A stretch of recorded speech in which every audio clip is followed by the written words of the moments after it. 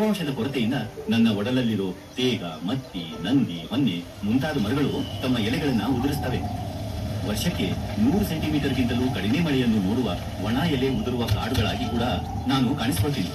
ಇಲ್ಲೂ ಕೂಡ ಚಳಿಗಾಲ ಮತ್ತೆ ಬೇಸಿಗೆಯಲ್ಲಿ ನನ್ನಲ್ಲಿರೋ ಮರಗಳು ತಮ್ಮ ಎಲೆ ಉದುರಿಸ್ತವೆ. ಆನೆ, ಹುಲಿ, ಕಾಡುಕೋಣ, ಚಿರತೆ ಮುಂತಾದ ಪ್ರಾಣಿಗಳನ್ನು ನಾನಿಲ್ಲಿ ಸಾಕ್ತಿದ್ದೀನಿ.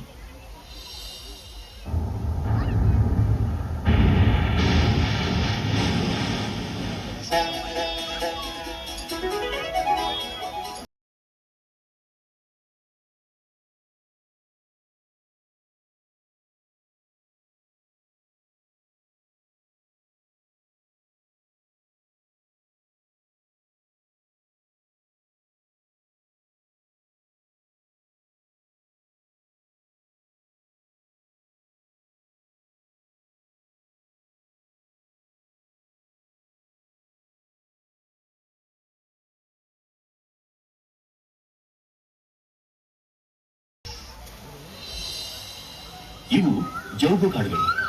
ಮಿರಿಸ್ಟಿಕಾ ಪಂಗಡದ ಮರಗಳೇ ಹೆಚ್ಚಾಗಿ ತುಂಬಿರುವ ಇಲ್ಲಿ ಯಾವಾಗಲೂ ನೀರು ಹರಿಯುತ್ತೆ. ಸುತ್ತಮುತ್ತಲಿನ ತೊರೆಗಳಲ್ಲಿ ಮತ್ತೆ ನೆಲದ ಅಡಿಯಲ್ಲಿರೋ ನೀರಿನ ಮಟ್ಟ ಕಾಪಾಡುವುದಕ್ಕೆ ಇವು ನೆರವಾಗ್ತವೆ. ಬೇರೆ ಕಡೆಗೆ ಹೋಲಿಸಿದ್ರೆ ಇಲ್ಲಿ ನಾನು ಹೆಚ್ಚಿನ ಕಾರ್ಬನ್ ಹೀರ್ಕೊಳ್ತೀನಿ. ಇಲ್ಲಿ ಕುರುಚಲು ಕಾಡುಗಳ ರೂಪ ತಾಳಿದ್ದೀನಿ.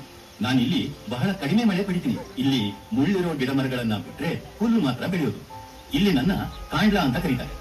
ತೀರ ಪ್ರದೇಶದ ಮಣ್ಣನ್ನ ನಾನು ಬಿಗಿಯಾಗಿ ಹಿಡಿದು ಕಡಲ್ಕೊರೆತವನ್ನು ತಪ್ಪಿಸ್ತೀನಿ.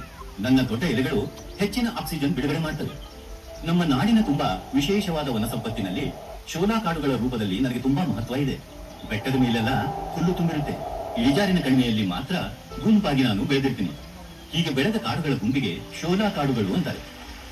ಇಲ್ಲಿ ನನ್ನ ಮರಗಳು ತುಂಬಾ ಎತ್ತರಕ್ಕೆ ಬೆಳೆಯೋದಿಲ್ಲ. ಅಪರೂಪದ ಕೀಟಗಳು, ಕಪ್ಪೆಗಳು, ಚಿರತೆ, ಕರಡಿ, ಜಿಂಕೆ, ಆನೆ ಹಾಗೂ ಬಗೆ ಬಗೆಯ ಹಕ್ಕಿಗಳು ಇಲ್ಲಿ ನೆಲೆ ಕಟ್ಕೊಂಡಿವೆ.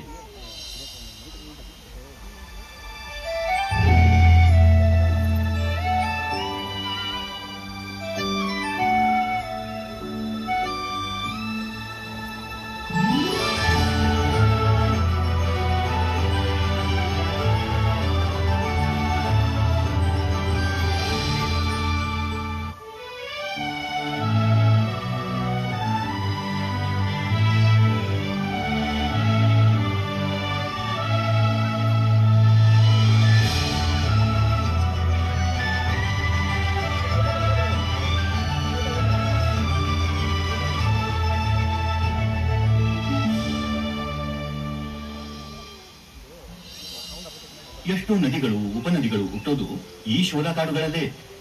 ಬೆಟ್ಟದ ಮೇಲಿನ ಹುಲ್ಲುಗಾವಲು ಮಳೆಗಾಲದ ನೀರನ್ನು ಹೀರಿಕೊಂಡು ಕೆಳಗಡೆ ಇರೋ ಶೋಲಾ ಕಾಡಿಗೆ ಸಾಗಿಸ್ತವೆ. ಈ ಶೋಲಾ ಕಾಡುಗಳ ಅಡಿಯಲ್ಲಿರೋ ಶಿಲಾಪದರಗಳಲ್ಲಿ ತುಂಬಿಕೊಂಡ ನೀರು ಮಳೆಗಾಲ ಮುಗಿದು ಇನ್ನೊಂದು ಮಳೆಗಾಲದವರೆಗೂ ಸುತ್ತಲಿನ ಹೊಳೆಗಳಿಗೆ ನೀರು ಹರಿಸ್ತಾನೇ ಇರುತ್ತೆ. ಹೀಗಾಗಿ ಆ ಹೊಳೆಗಳ ನೀರು ಬಿರು ಬೇಸಿಗೆಯಲ್ಲೂ ಇಂಗೋದಿಲ್ಲ. ಪಶ್ಚಿಮ ಘಟ್ಟದ ಶೋಲಾ ಕಾಡುಗಳಲ್ಲಿ ಸಾಕಷ್ಟು ಹಳ್ಳ, ತೊರೆಗಳು ಹುಟ್ಟಿ ಉಪನದಿಗಳನ್ನು ಸೇರ್ತವೆ. ಕೆಲವು ತೊರೆಗಳು ಆಳವಾದ ಕೊರಕಲಿನಲ್ಲಿ ಮನಸೆಳೆವ ಅಬ್ಬಿಗಳಾಗಿ ಮೈದಾಳಿವೆ. ನೇತ್ರಾವತಿ ನದಿ, ಕುಮಾರಧಾರಾ ಹೊಳೆ, ಎಳ್ನೀರು ಹೊಳೆ, ಲಕ್ಷ್ಮಣ ತೀರ್ಥ ನದಿ.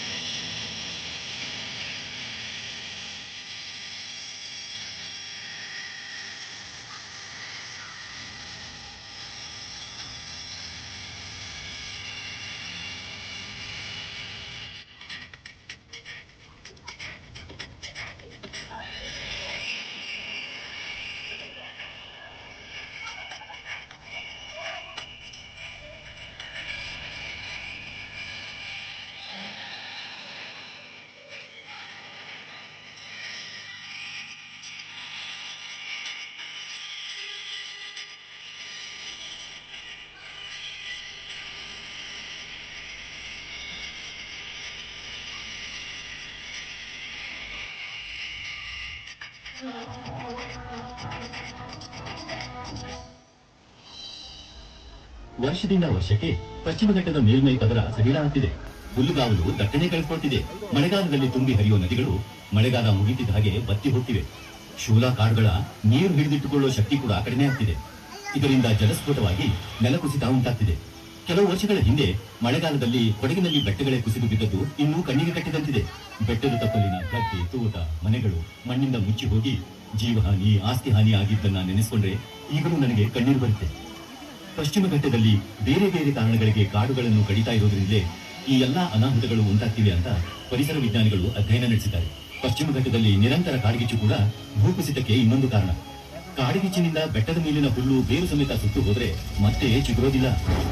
ಜೋರಾಗಿ ಮಳೆ ಬಂದಾಗ ಬೆಟ್ಟದ ಮೇಲ್ಮೈ ಪದರ ಕುಸಿಯುತ್ತೆ. ಕಾಡ್ಗಿಚ್ಚನ್ನು ತಡೆಯೋದಕ್ಕೆ ಹೊಸ ಬಗೆಯ ವೈಜ್ಞಾನಿಕ ಕ್ರಮಗಳನ್ನು ಕೈಗೊಳ್ಳಬೇಕಾಗಿದೆ. ನಾಶವಾಗಿರುವ ಕಾಡನ್ನು ಮತ್ತೆ ನೆಟ್ಟು ಬೆಳೆಸಬೇಕಾಗಿದೆ. ಕಾಡಿನ ಮಹತ್ವ ಏನು ಅಂತ ನೀನು ನನಗೆ ಚೆನ್ನಾಗಿ ತಿಳಿಸ್ಕೊಟ್ಟಿದ್ಯಾ. ನಾನು ಇದನ್ನ ಎಲ್ಲರಿಗೂ ಹೇಳ್ತೀನಿ. ಒಳ್ಳೆಯದು.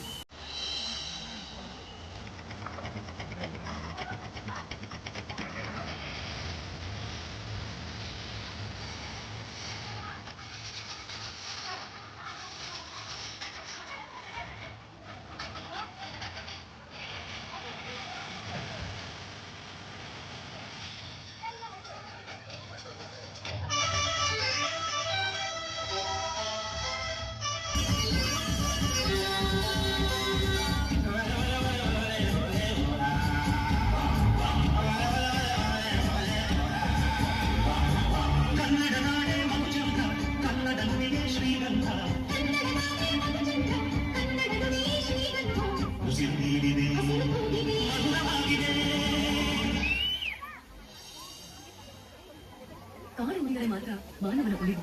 ಕಾಡುಗಳು ಬರಿದಾದರೆ ಅಲ್ಲಿ ನೀರಿಗೂ ಪರದಾಡಬೇಕು. ನಮ್ಮ ನೆಲದ ಕಾಡುಗಳನ್ನು ಉಳಿಸಿ ಬೆಳೆಸುವ ನಿಟ್ಟಿನಲ್ಲಿ ನಾವೆಲ್ಲರೂ ನಮ್ಮ ಕೈಲಾದ ಪ್ರಯತ್ನಗಳನ್ನು ಮಾಡೋಣ. ಭೂಮಿ ತಾಯಿ ನಮಗೆ ನೀಡಿದ ಈ ಹಸಿರ ಕಾಣಿಕೆಯನ್ನು ನಮ್ಮ ಮುಂದಿನ ಪೀಳಿಗೆಗೂ ಕೊಂಡೊಯ್ಯೋಣ. ನಮ್ಮ ಕಾಡು ನಮ್ಮ ಉಸಿರು. ಮನೆಗೊಂದು ಮರ ನೆಟ್ಟು ಪೋಷಿಸಿ ಬೆಳೆಸಿ.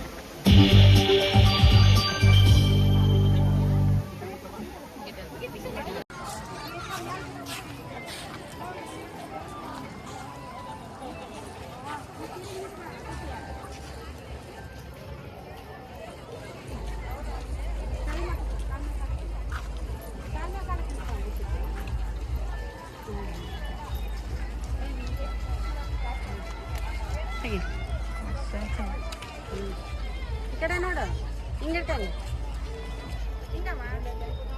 ಇಲ್ಲಿ ನೋಡಿ.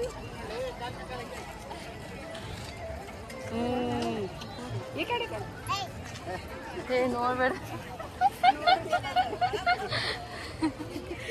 ಬಸ್